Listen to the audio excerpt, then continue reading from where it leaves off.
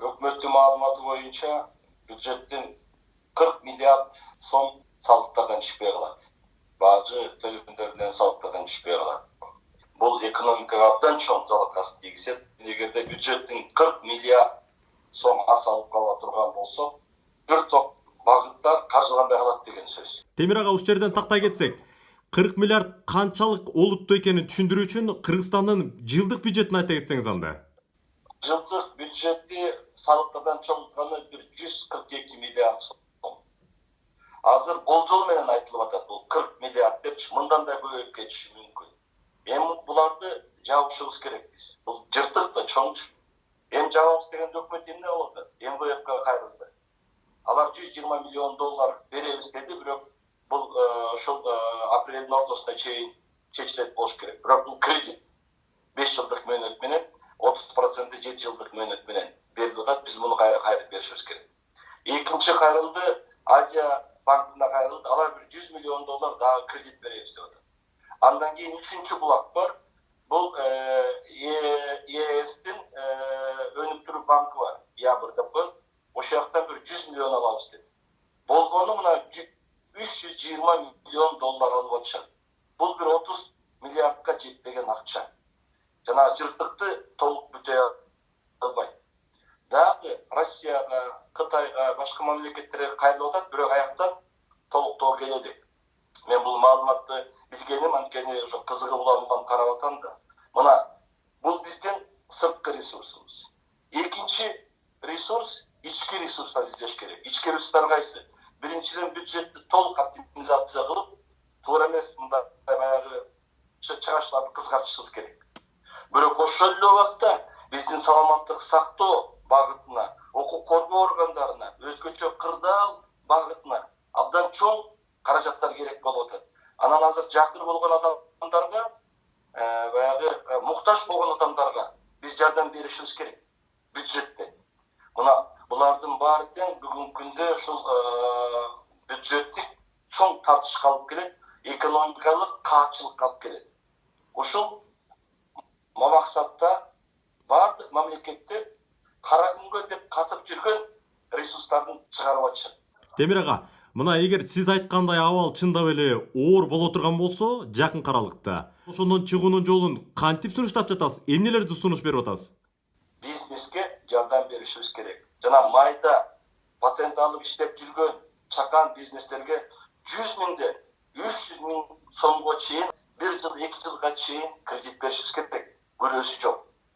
Экинчиси, бизнес адамдарына, жана орто бизнестерге 1 миллион сомдон 5 миллион сомго чейин, жана айланып акчасын оборотный средствага деп айлык төлөп бергенге деп биз проценти аз болгон 3%, 5% кредит беришибиз керек. Айтат да, бул акчаны каяктан табабыз депчи.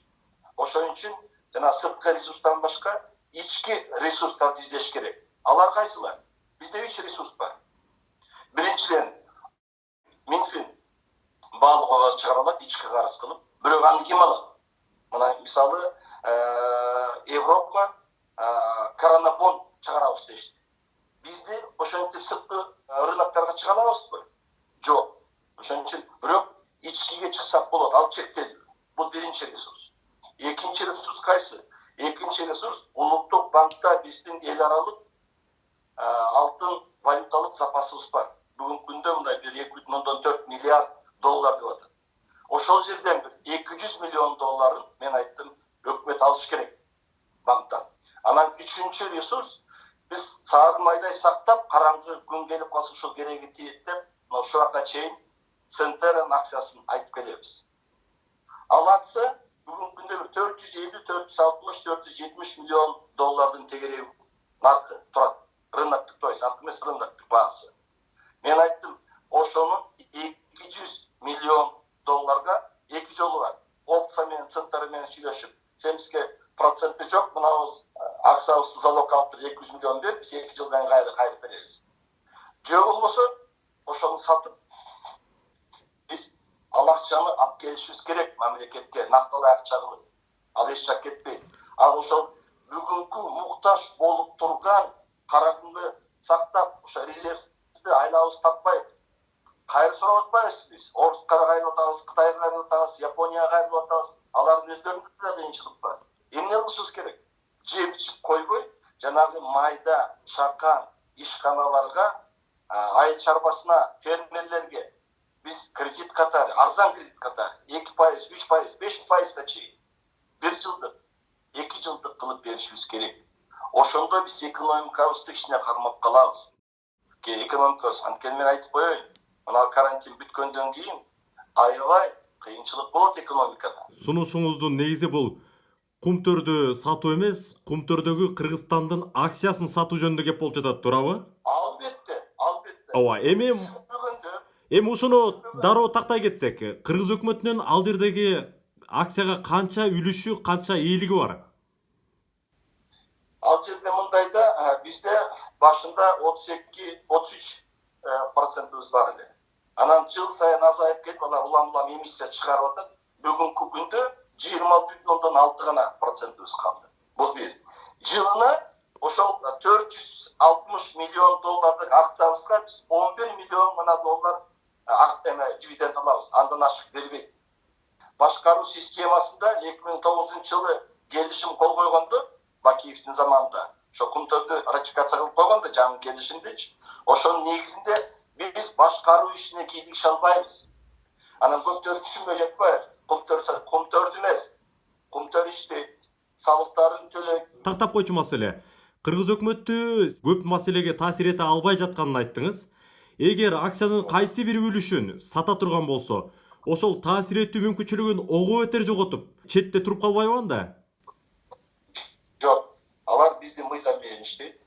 Эгерде биздин мамлекеттик органдар, көзөмөл органдар катуу турса, алар ошол мыйзам менен гана иштейт. Бүгүн ЦНТР-нын биздин акциябыздын баасы чыгып турат, анткени алтындын баасы көтөрүлдү, 1650-1680 долларга чейин чыгып турат. Эртең эгерде алтындын баасы түшүп кетсе, биздин акциянын баасы дагы түшүп кетет. Сиз алтындын 1 унциясына болгон бааны айтып жатасыз азыр, 1 унция болгон бааны айтып атам. Темир ага, мына сиз сунушуңуз бар экенин айтып жатасыз. Ушул сунушуңузду ошол эле Акылбек Жапаровдор сыяктуу жазуу жүзүндө өкмөткө жолдодуңузбу же жолдой элексизби? Өткөн суббота күнү экономика министрлигине ошо консультация деп бир топ мурунку иштеп кеткен министрлерди чакырып, мен ошол жерге бардым. Өзүмдүн ошол жерде сунуштарымдын баарын бердик. Алардын баары протоколго кирди. Эми андан ары ошол экономика министрлиги өкмөткө чыгарат. Кароо бийлигинде отургандар азыр ушуга окшогон стандарттуу эмес, мындай радикалдуу көз карашты айткандан чочуп отурушат. Эртең дүрбөк дагы кыйтырып чууга салып, түшүнбөй билгенде билбегенде кыйтырып чыгып коет депчи. Бирок мен мамлекетчил катары, мамлекеттин коопсуздугуна кайдыгер эмес адам катары, мурун ошол экономика министри болуп, финанс министри болуп, депутат болуп, өкмөт башчы болуп иштеп кеткен адам катары жоопкерчиликти алып сунуш кылып атам. Темир ага, ушул жерден тактай турган маселе, сиздин ушул кумтөрдүн акциясын сатууга байланышкан идеяңыз канчалык жөндөмдүү, канчалык жарамдуу деп ойлойсуз өзүңүз? Буга чечим кабыл алыш керек. Бизде башка ресурс жок. Дагы бир 10-15 күндөн кийин биз көрөбүз экономиканын кандай акыбалына түшкөнүн. Элибиздин ошо бизнесмендердин, ишкерлердин кандай кыйнала турган. Айтып атпайм, жана сырттан келген акчалар менен биз эптеп муктаж адамдарды аз болсо дагы бир тыгынчык кылып жабалабы. Темир ага, түшүндүм. Кийинки суроо мына, сиз өзүңүз айтып калдыңыз, барган сайын алтындын баасы жогорулап 1 унцияга болгон баа өсүп келе жаткандыгын. Акылбек Жапаров да ушул пикирди карманып турат. Эгерде жакынкы айларда, балким жакынкы жылдары алтындын баасы азыркыдан дагы өсө бере турган болсо, анда сиздин идея жемиштүү эле болобу же жерде калабы? Жок, эми мындайда бизге эгер азыр башка акчабыз болсо, биз кармап тура берсек болмок. 2012-2013 жылдары акциябыз 1,5 миллиард долларга чейин жеткен. Ошондо да сунуш болгон. Келгиле ошон 500 миллион долларын нактылуу акча кылып коюп коелу депчи. Анда дагы ушу кээ бир терең түшүнбөгөн, экономиканын мыйзамдарын аягына чейин биле албаган адамдар куру кыйкырык кылат. Мына карап көргүлө. Акыркы убактарда бизде бир нече чоң ири долбоорлорду көчөнүн кыйкырыгына салып биз токтотуп койдук.